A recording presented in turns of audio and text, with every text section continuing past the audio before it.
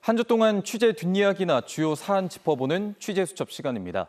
오늘도 부산경찰청 출입하고 있는 황보람 기자와 이야기 나눠보겠습니다. 어서 오십시오. 네, 그럼 오늘 첫 순서부터 한번 만나보시죠. 자, 첫 소식은 파렴치한 해병들의 휴가라는 제목인데 요 며칠 동안 시민들의 공분을 계속 사고 있는 소식이기도 한데 해병들이 휴가를 나와서 한 식당 앞에 있는 개들을 장난감 총으로 쏴 죽인 사건을 이야기하는 거죠? 네, 맞습니다. 비비탄이라고 하면 다들 아실 겁니다. 장난감 총에 넣은 총알로 보통 플라스틱 재질로 만들어지는데 어른도 가까운 곳에서 비비탄 총에 맞으면 다칠 정도의 위력입니다. 그런데 이 비비탄을 개들에게 아주 가까운 거리에서 난사를 하면 그 피해가 심각할 수밖에 없겠죠. 우선 이 CCTV 영상을 보겠습니다. 남성들이 바다에서 수영을 하고 펜션에 들어옵니다.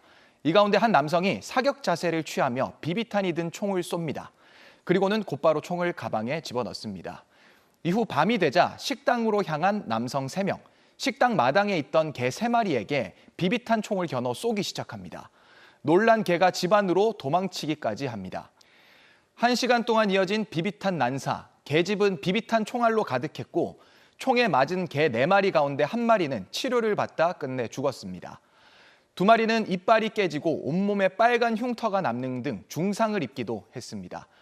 총을 쏜 남성 3명 가운데 2명은 휴가를 나온 해병으로 확인됐는데요.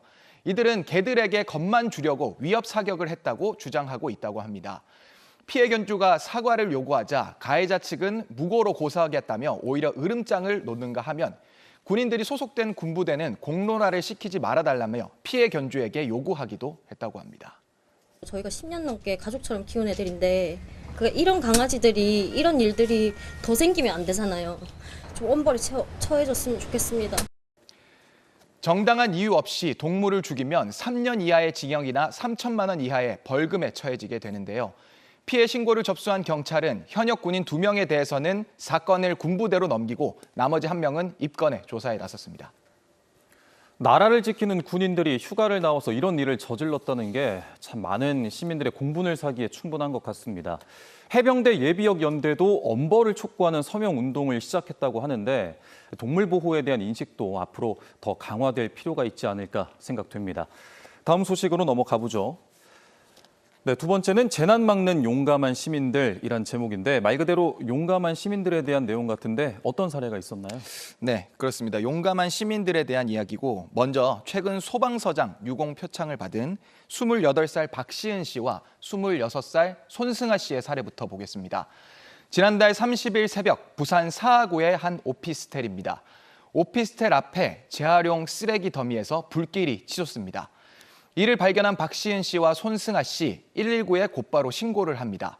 그리고는 119 안내에 따라 건물 소화전을 활용해 직접 진화에 나섰습니다. 불이 난 쓰레기 더미 바로 옆에는 가스 배관이 지나가고 있었기 때문에 불이 옮겨 붙거나 번지면 대형 화재로도 이어질 수 있는 상황이었습니다.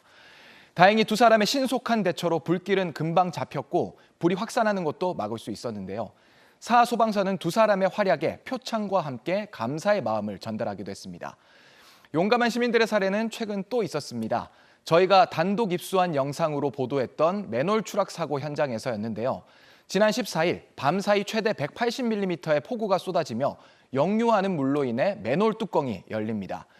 이후 한 차량이 지나가다 맨홀 뚜껑을 쳐 구멍이 생겨버렸고 이를 못 본 30대 여성이 그대로 맨홀 아래로 떨어집니다. 당시 깊이 2m가 넘는 맨홀 아래에는 추락 방지 시설도 설치 안 돼 있던 상황이었습니다. 이때 구조에 나선 건 주변 상인들이었습니다. 임지훈 씨와 김승훈 씨는 곧바로 막대 등을 이용해 맨홀 아래로 내려가 여성을 구조해냈는데요. 시민들의 발빠른 대처가 아찔한 인명사고를 막을 수 있었습니다. 그렇군요. 지난주 이 시간에 음주운전자 검거를 도운 군인 얘기도 했었는데 이렇게 시민의식을 바탕으로 위험한 순간 용기 있게 나서는 시민들의 모습은 참 언제 봐도 마음을 훈훈하게 하는 것 같습니다. 자, 이제 마지막 소식 한번 만나보죠. 25년 동안 이어진 질긴 악연, 이건 어떤 내용입니까? 부산의 한 유명 나이트클럽 운영자와 이 운영자를 협박해 돈을 뜯어낸 사람의 악연으로 이어진 이야기입니다. 예. 우선 협박해 돈을 뜯어낸 사람을 A씨, 협박을 당한 사람을 B씨라고 하겠습니다. A씨는 25년 전쯤 B씨가 부산의 유명 나이트클럽 2곳의 지분을 인수하도록 돕는 과정에서 친분을 쌓게 됩니다. 당시 소개비 명목으로 돈을 받았던 A씨, 지난 2008년부터 2013년까지 B씨를 지속적으로 협박하며 2억 7천만 원 상당을 뜯어냈고 실형을 선고받아 교도소에서 수감 생활을 합니다. 이후 앙심을 품은 A씨는 출소 뒤 지난 2017년 B씨의 지인에게 내가 어려우니 B씨에게 3천만 원을 보내라고 전해라. 세금 도둑질한 자료를 다 가지고 있다. 내가 부산에서 유명 건달들은 다 무릎 꿇린 사람이다 라며 말을 전하게 했고 이에 겁을 먹은 B씨는 A씨에게 3천만 원을 보내게 됩니다. 또 이후에는 B씨가 운영하는 골프장에 B씨가 가정 파괴범이란 등의 내용이 담긴 종이를 붙여놓는가 하면 인쇄물을 뿌리기도 하며 5천만 원을 더 뜯어냈습니다. 그렇게 이어진 질긴 악연, 법원은 A씨에게 공갈, 업무방해 등 5개 혐의를 적용해 징역 3년을 선고했습니다. 예. 이미 비슷한 수법으로 징역을 살고 나왔는데도 또다시 범행을 반복했다는 게 재판부의 판단에 작용하지 않았을까 하는 생각이 드네요. 오늘 소식 여기까지 듣겠습니다. 지금까지 황보람 기자와 함께했습니다.